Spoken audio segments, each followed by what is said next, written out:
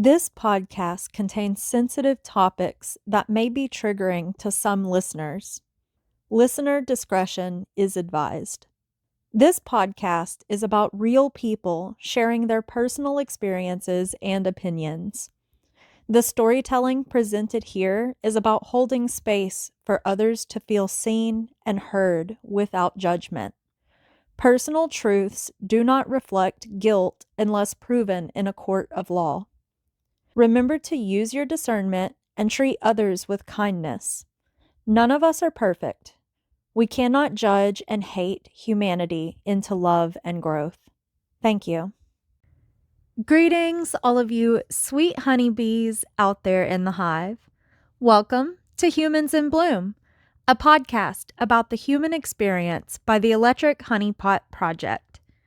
Beautiful things can grow from dark, dirty places with a little TLC and time. Life is a community garden, and we are the flowers. Let's grow together. I am your magical host, Everbee, the serious bee spirit, and I am so grateful you are joining me today for another fearless conversation meant to expand perspectives and create authentic connection. I am uploading this episode a little later than I expected, but I needed some time to rest after being on the move for pretty much the entire month of June. I just got home from Electric Forest Music Festival and a whirlwind of other adventures. I have a lot that I want to talk about regarding my personal experience at the festival and some things that happened there that I'm sure you have heard the news of already. I considered making this a blog post, but I have decided a podcast episode would be more accessible. Talking about things is one of the ways that I like to process. It also helps me make things lighter and helps me learn how to let things go a little easier. I want to get this out of the way, and then I have a few episodes lined up with powerful women sharing their stories of finding sobriety and fighting for their children.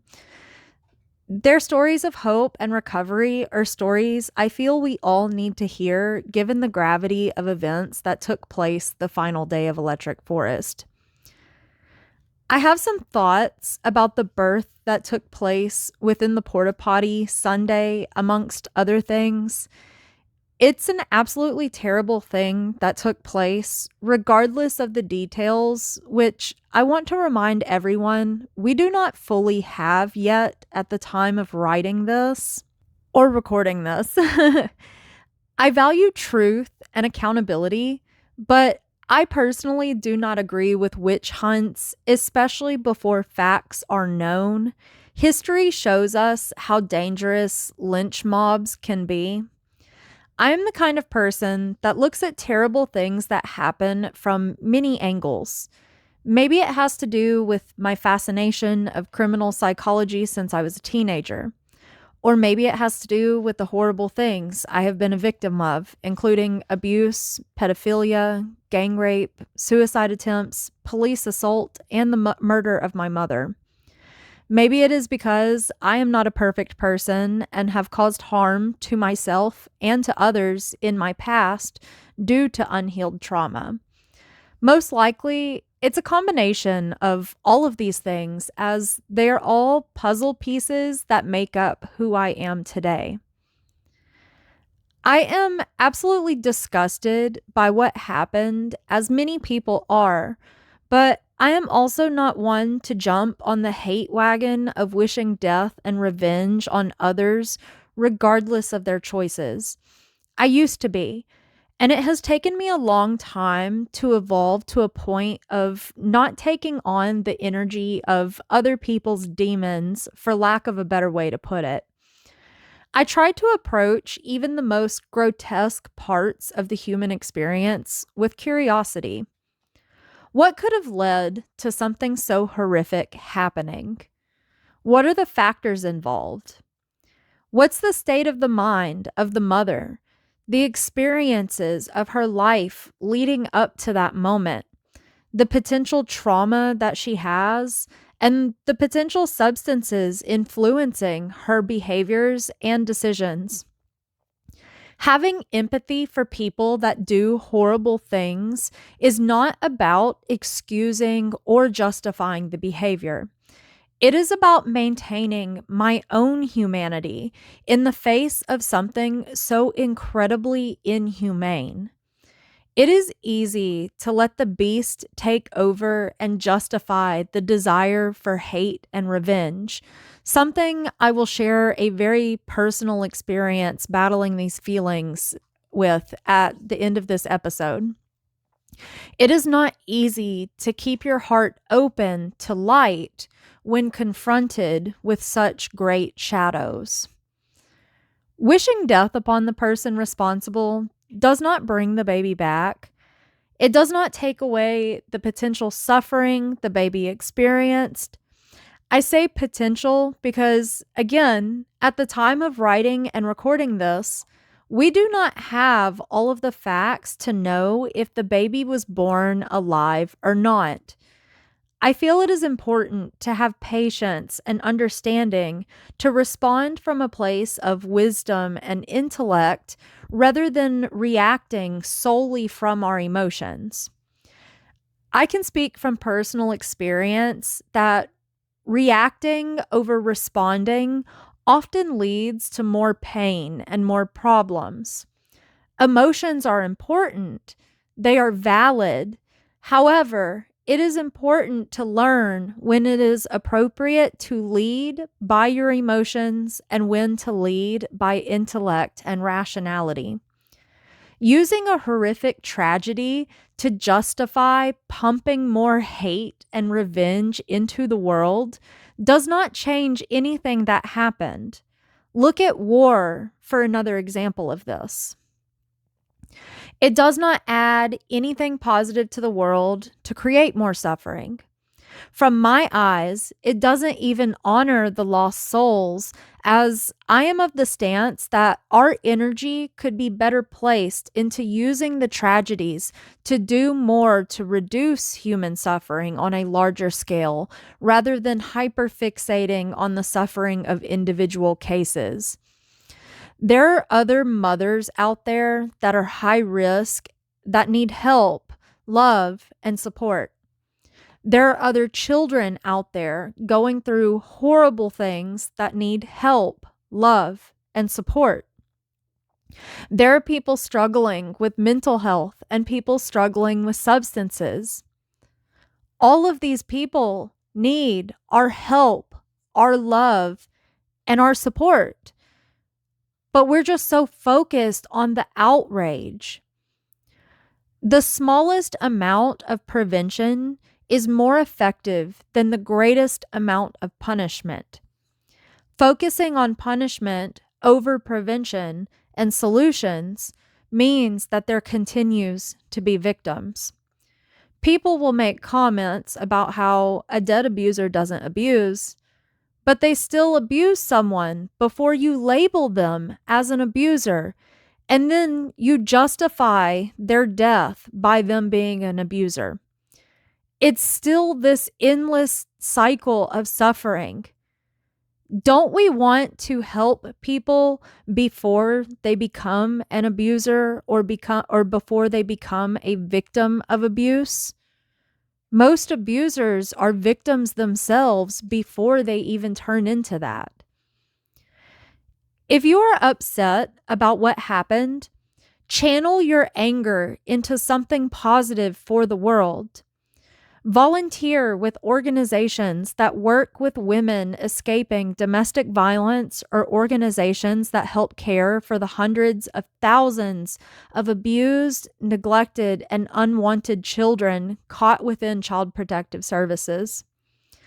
Though, in my next episode, you will also better understand that some of those children were trafficked unjustly by the systems claiming to protect them. Our energy could be more effectively used to create a society where we understand that violent behaviors, crime, and substance abuse almost always stem from trauma, whether it is singular events or generational cycles.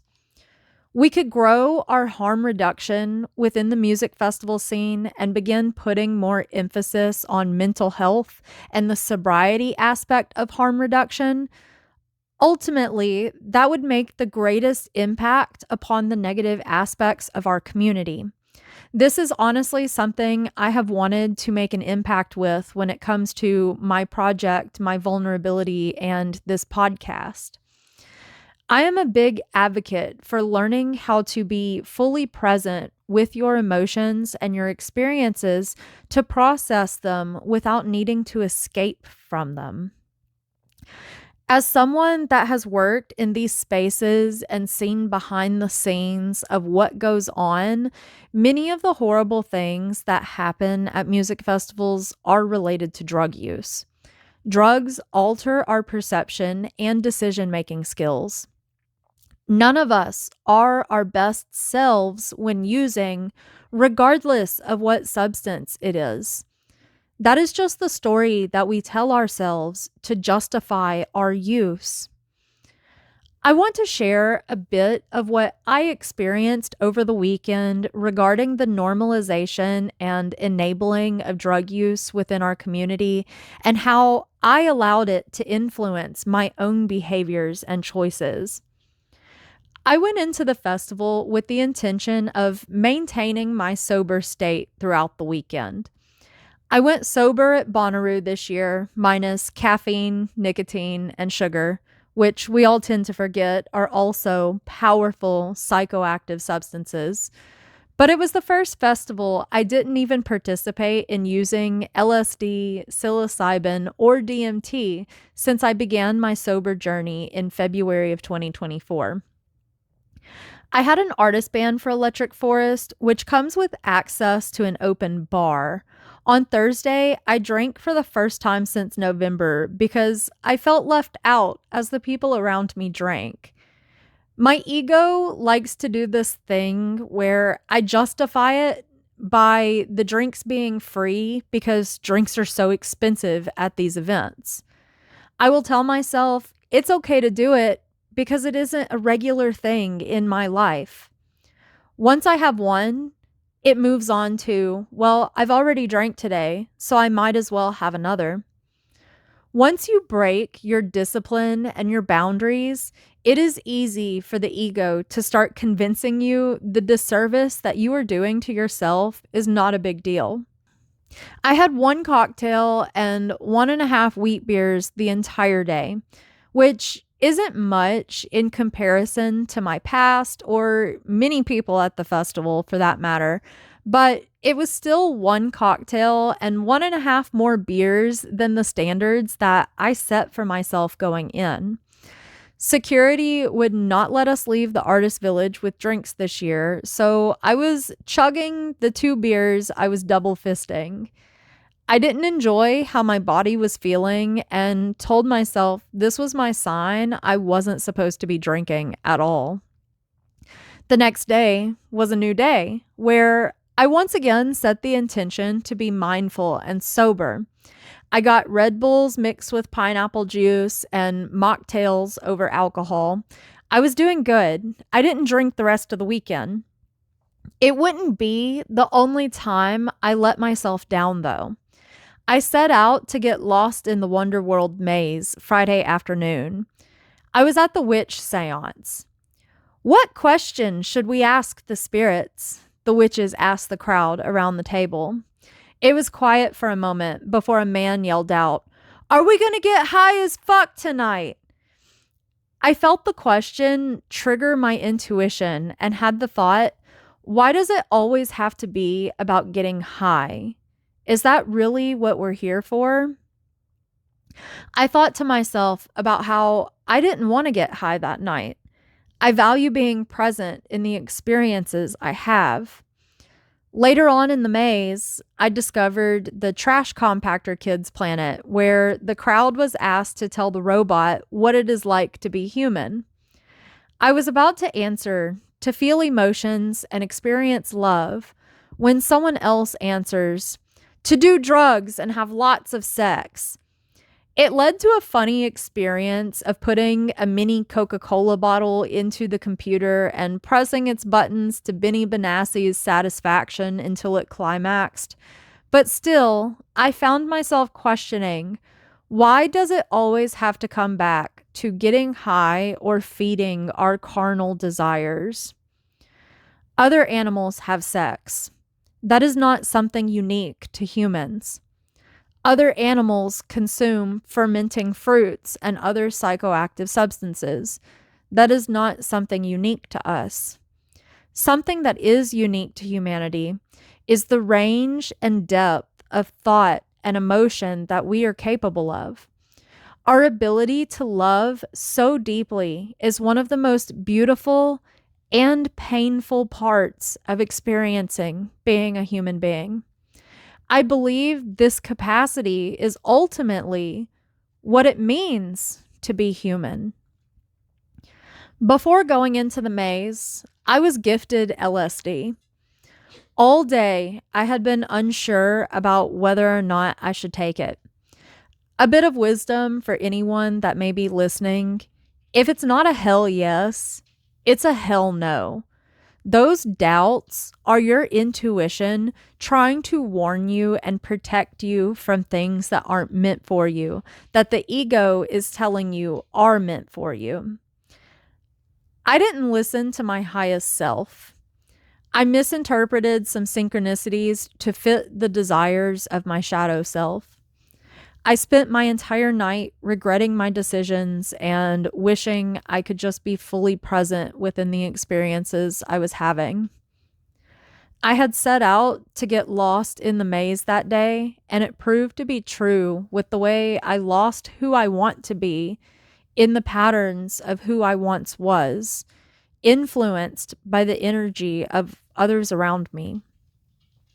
I remind myself things happen the way they are meant to, though. Sometimes we need the hard lessons. Perhaps I would not have ended up where I had I not briefly returned to camp to eat while feeling sick from dosing. I had one of the most beautiful moments of my life that night. I came back from camp and I was backstage at Passion Pit, crying over how grateful I am for my life despite the trauma. In fact, the trauma is what led me to that moment and who I am to begin with. I was watching the drummer and he glanced over to the side of the stage as he played. It triggered this crazy feeling of deja vu within me. Then it hit me. I had seen it all before in a dream. I knew I would be backstage at Passion Pit watching Bam Bam.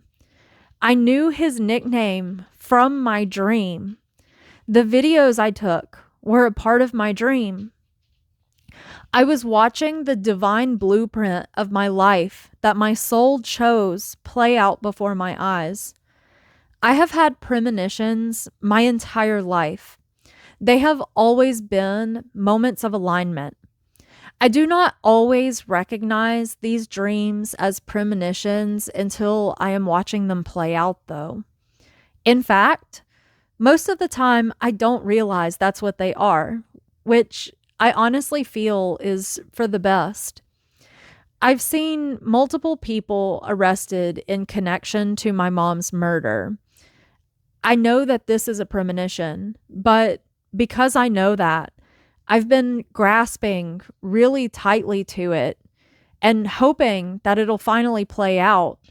But this has only caused more pain in my life as time moves forward without the truth or justice for my mother.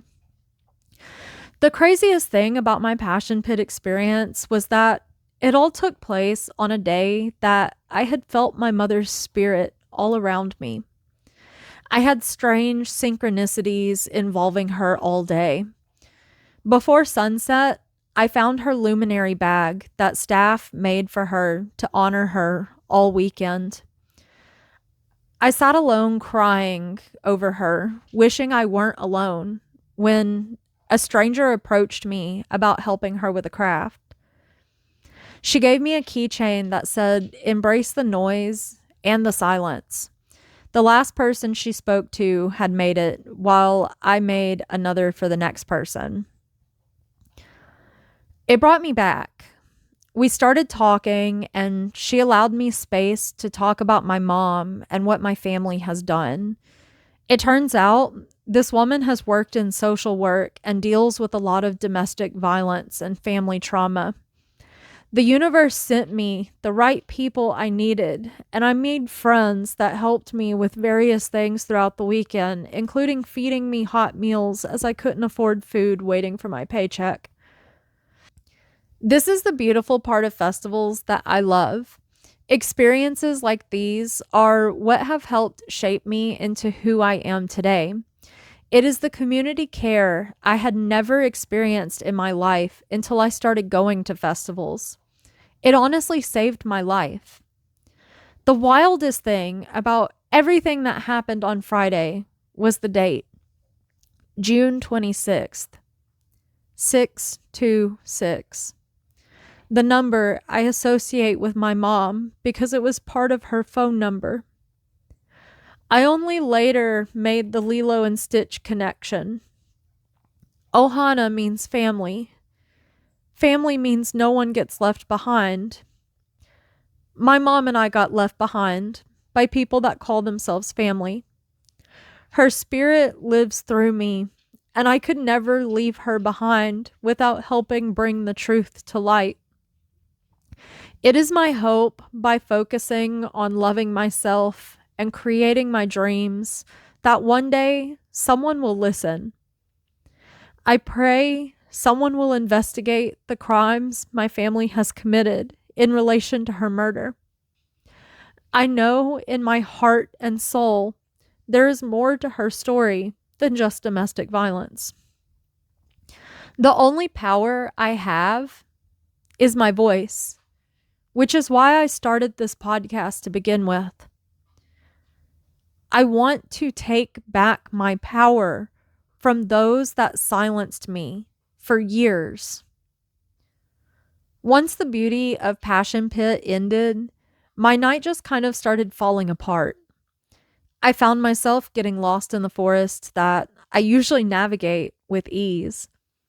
While searching for a water station, I walked past a stage with music that felt so low vibrational in my body that I started to feel bad. I became anxious and overstimulated. I came to Forest to work, not to party, because I am working on building the life that I dream of. I want more for myself. Travel, live music, connecting with people, sharing stories, content creation, and documenting my journey. I'm tired of the rat race. Yet, I found myself back in an old pattern of behavior that holds me back from my fullest potential.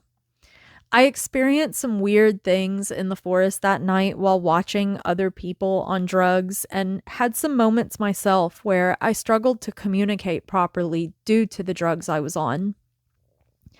I also had someone assaulting me in the crowd during Subtract over the mini pirate flag that is attached to my hat. My hat is a collaborative art piece that represents the festival community and my presence within it. I have had that flag on my hat since October 2024, and I have only ever had a handful of people touch it. Most have been gentle, quickly realizing that the flag is a part of my hat and not continuing to try to take it.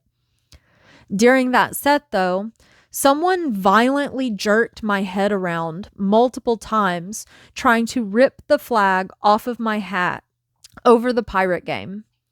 My consent was violated. My personal space was violated. It was justified over a game about stealing within a community that preaches plur. That flag meant more than my boundaries and experience as a human being.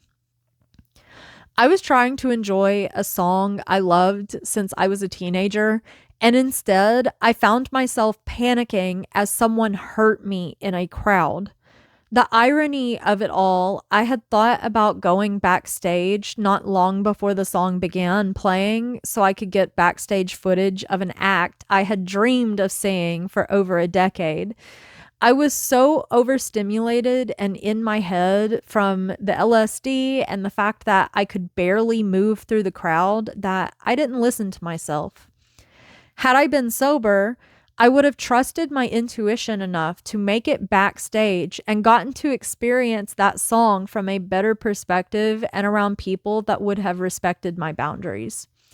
It felt like the universe punishing me, but the truth is, I did it to myself by breaking my sobriety and settling for less than what I am worth and what I deserve. As I laid in my SUV, unable to sleep at 7 a.m., I couldn't stop thinking about all of the opportunities I missed out on because I wasn't fully present in the moment. I had the realization that if I am serious about making my dreams a reality, I have to take myself more seriously. I was not there to party and get fucked up, yet that is what I did because I allowed the energy of the collective to take over my mindset. I felt like I was missing out by not at least tripping, but the reality is that I missed out on more meaningful experiences, opportunities, and connections because I chose drugs over myself. I try not to shame or guilt myself for it because it does not change what happened. I remind myself it happened the way it did because now I have full clarity that I value my sobriety more than anything. My sobriety is what has allowed me to grow to the point I have and to lay the foundation of everything I am working to build. Drugs aren't fun anymore because I fully understand how they take away from my life. I am no longer making up excuses to justify and enable using them. Psychedelics have been a powerful tool within my healing journey, which I am writing about within my novel, but at some point, they become crutches too. All of the power and wisdom exists within us.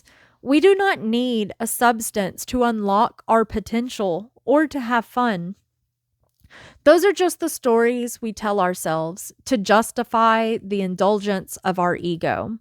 Yes, even working with psychedelic substances can be a source of ego rather than ego death, as you aren't integrating the medicine if you are continuing to abuse it while calling it wisdom, awakening, and enlightenment.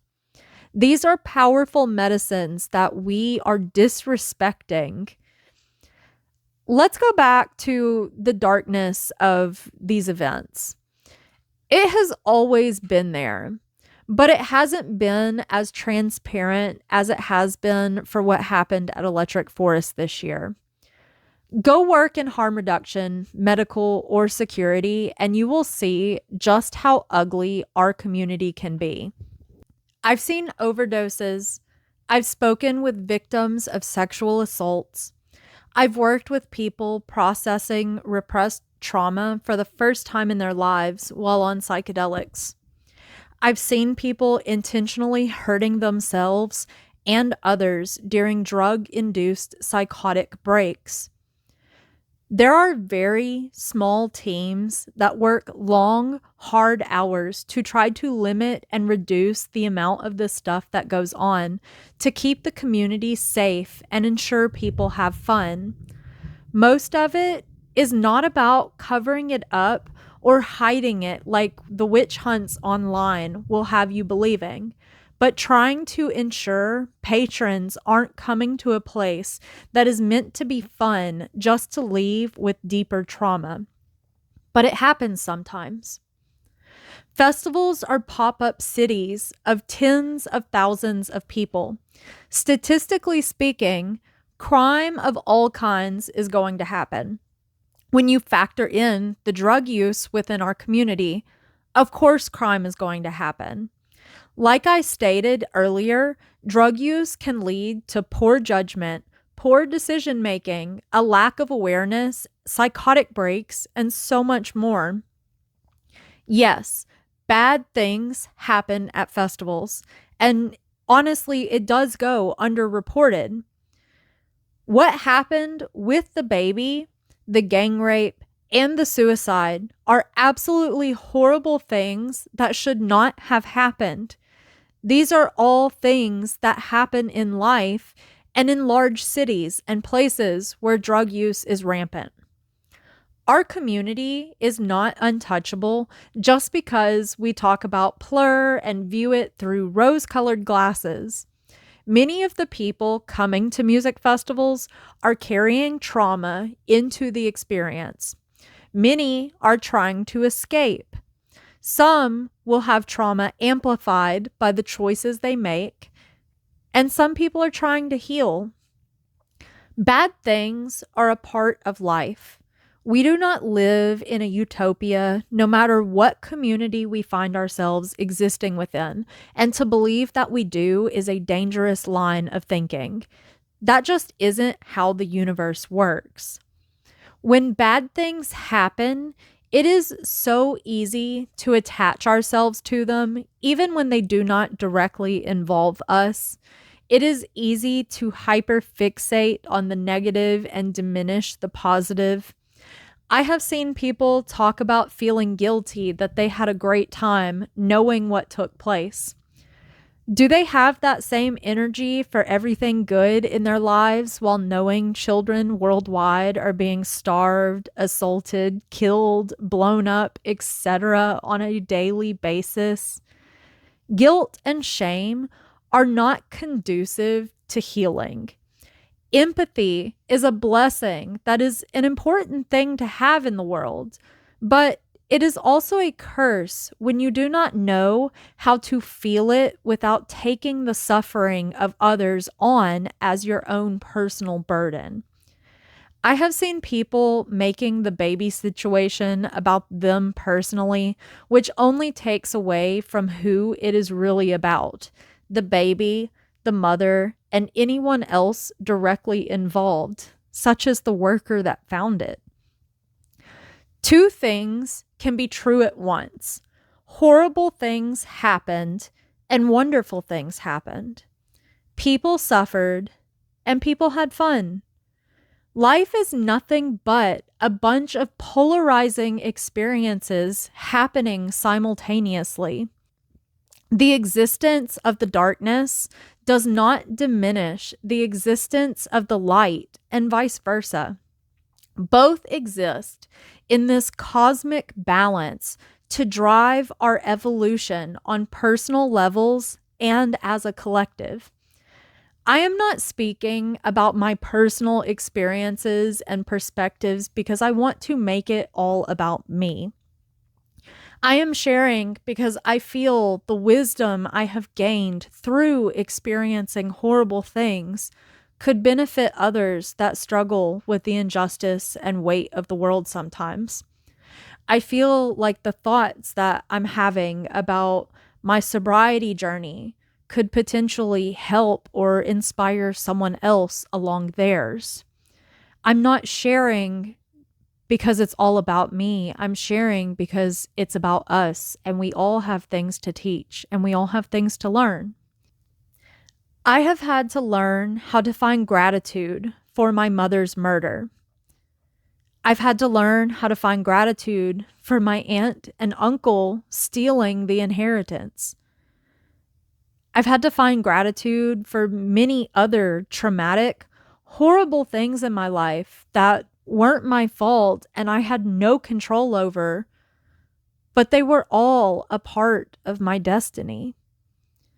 They taught me how to open my heart. They inspired me to change how I show up in the world. They gave me everything I needed to change myself and discover how I can create my own place in a world where I have never felt like I belonged through the creative projects that I am working on.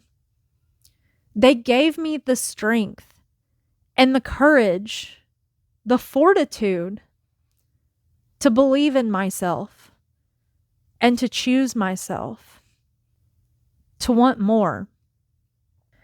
If what happened at Forest made an impact on you, ask yourself, what can you do to make the world a better place? You can't change what happened.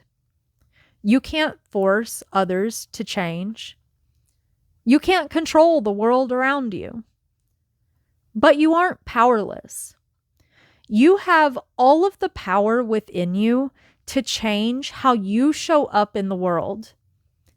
How can you alchemize tragedy into something meaningful?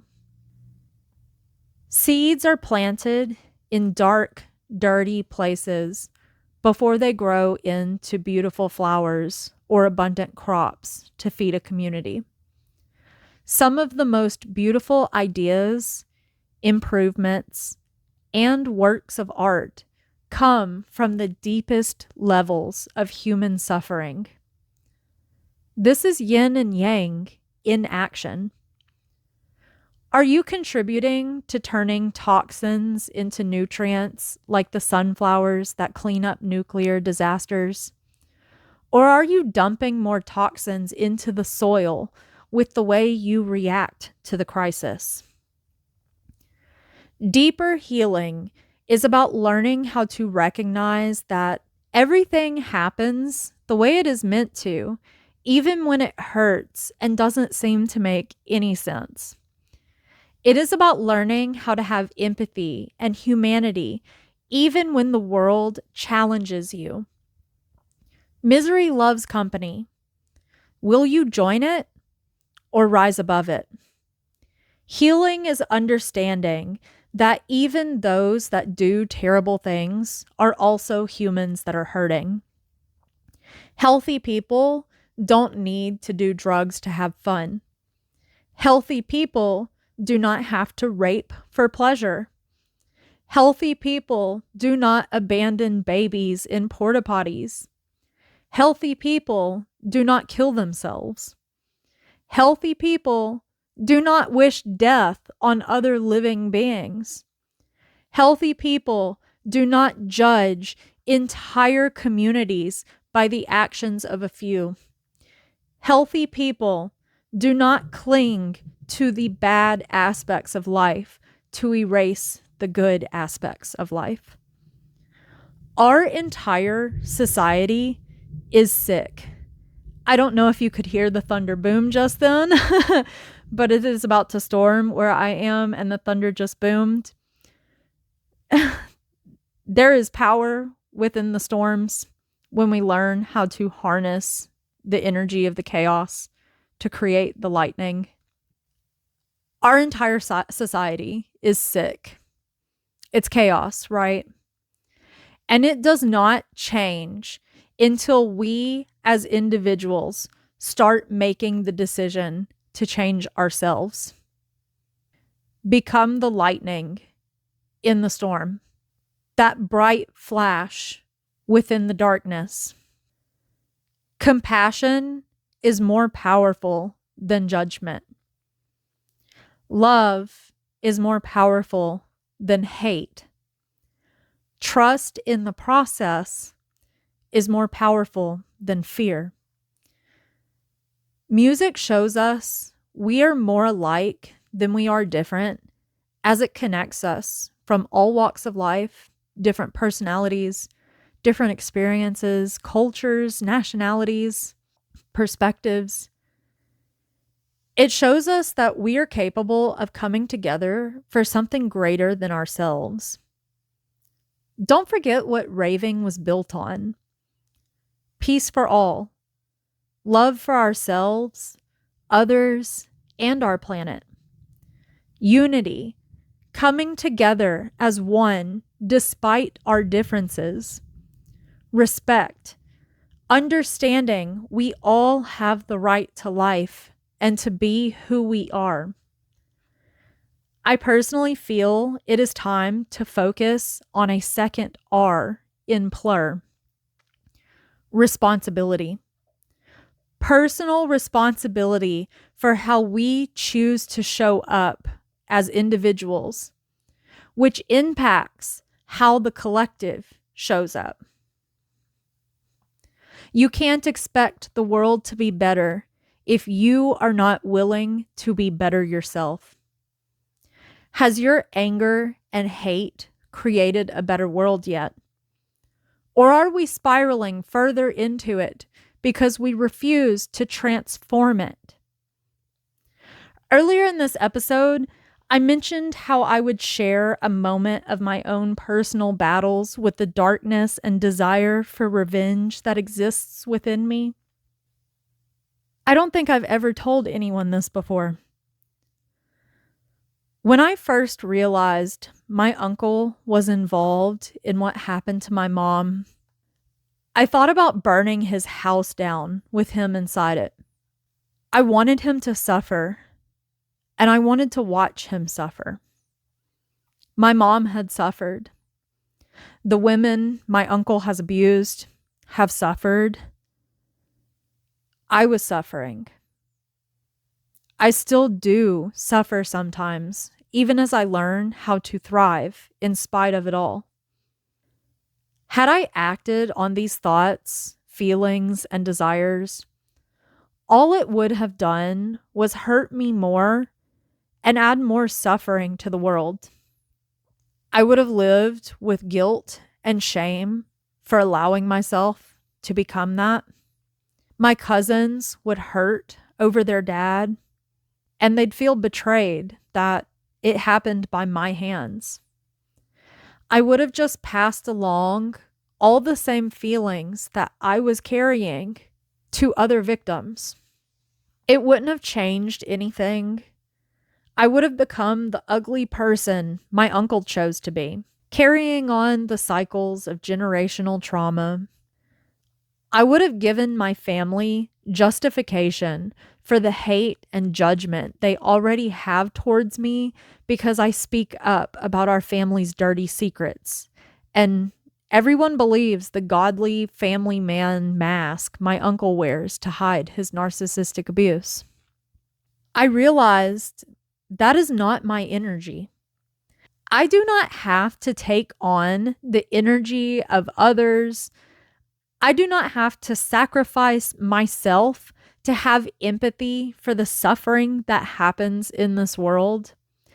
I do not have to create a destiny of suffering for myself for a false sense of justice within the world. None of us escape the consequences of our choices and actions. Sometimes it is better to focus on our own personal healing and allow the universe to run its course. As humans, we are part of the grand scheme of life, but we do not understand the entire scope. It isn't our place to control, manipulate, or force. The root of all suffering is attachment. Surrender and flow, it all falls into place. Thank you for taking the time to listen to this episode of Humans in Bloom. I understand how valuable your time, energy, and attention are as resources, and I am very grateful you chose to spend them here with me.